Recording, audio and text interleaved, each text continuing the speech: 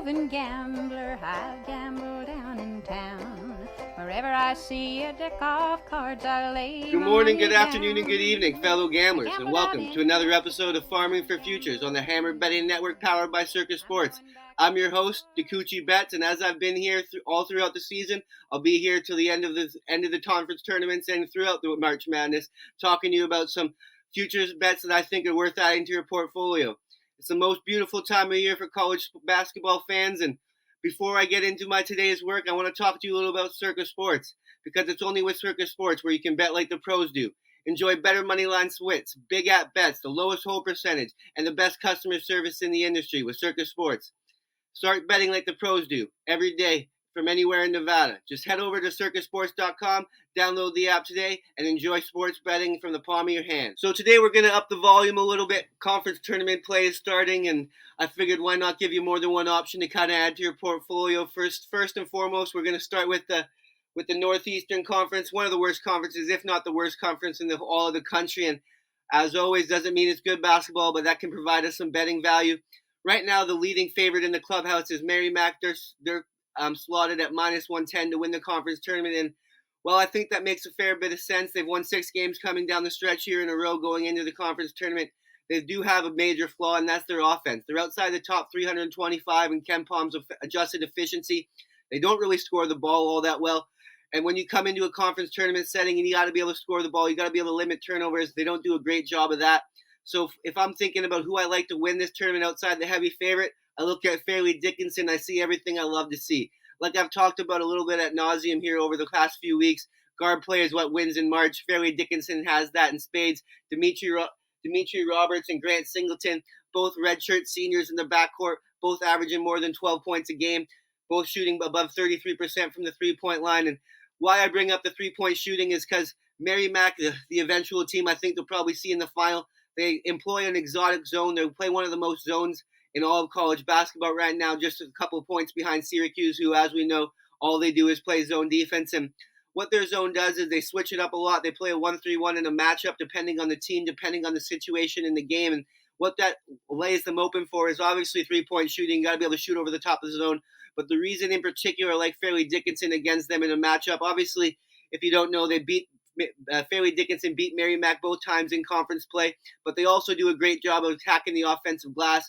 When you have a zone that's going to change its formation a bunch, you're going to allow yourself a little bit open to offensive rebounding, and that's one place where Fairleigh Dickinson does the best job in this conference. They get on the offensive glass, and they don't turn the ball over. So for me, Fairleigh Dickinson at plus 300, 3-1.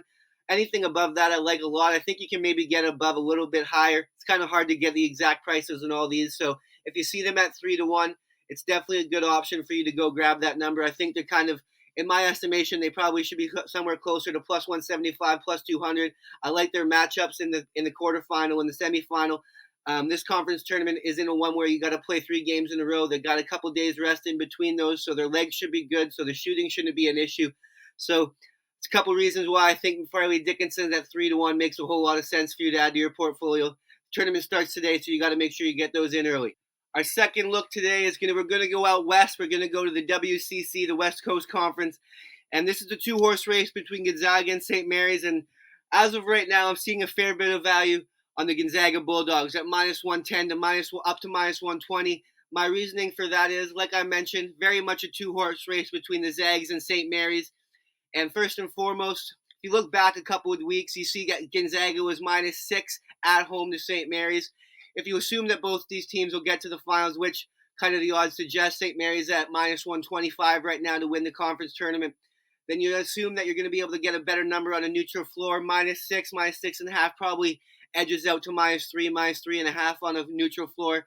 That means you're going to be able to get minus 140, 145 depending on the book come game time if both these teams meet in the finals. So right there and then I see a little bit of value. But moreover, I think that if out of these two teams, when you look at the draw, the only team that beat both these teams so far this season was Loyola Marymount.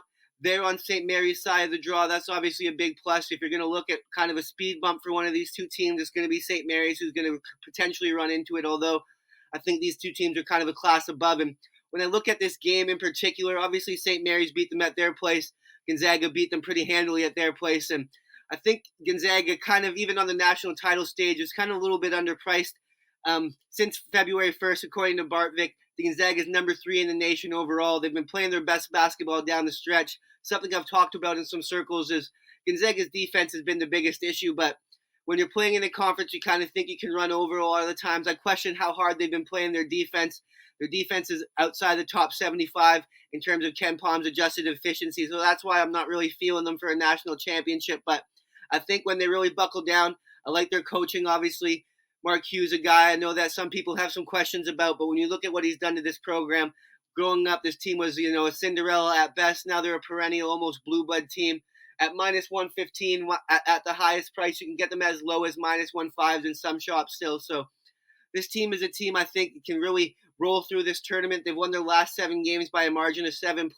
They're rolling people over. They've clearly turned the switch on. They're going to have the best low post man in all of the nation in Drew Timme. So Gonzaga minus 105. If they do meet St. Mary's, I think they'll probably be about minus 140 on the money line. So right there, we're going to get a little bit of value, and I don't really see them having much issue on their side of the draw. They should be able to get through those teams pretty handily, as they should all season. So up to minus 120, I like Gonzaga to win the West Coast Conference. I think this one's just a little bit underpriced. It's not exactly a huge price gouging on my part, but I'm really pretty high on the Zags relative to the rest of the market. I think, like I said, this probably should be about minus 125, minus 130 in my estimation. So we'll pick up that little bit of value. We just want to cash a couple tickets here. We've not really had much success so far on the show. Virginia Cavaliers kind of hosed us down the stretch. So let's just try to get one in our bucket here and go with the Gonzaga Bulldogs to win the West Coast Conference. And lastly, before I go, we're going to add a third one. It's actually not going to be a futures add to the portfolio, but it's just an angle I always love come conference tournament time. And we're going to be going to the Missouri Valley Conference Tournament. And I'm going to say, take the unders, fellas. Take the unders. Let's get the limbo going. Because since 2005, 2006, if you look across all those games, the under is hitting at a 64% clip, 103 to 57 in that time period. The reasoning for this is these games are always played at a neutral site. Potentially cavernous angles. I've not been shooting there, obviously. Myself has played in St. Louis. I'm up here in Canada, but the statistics bear it out. Whether it's shot angles, whether it's the grueling conference schedule, whether it's the fact that this is one of the few tournaments that's played at a neutral site and really doesn't afford teams any rest.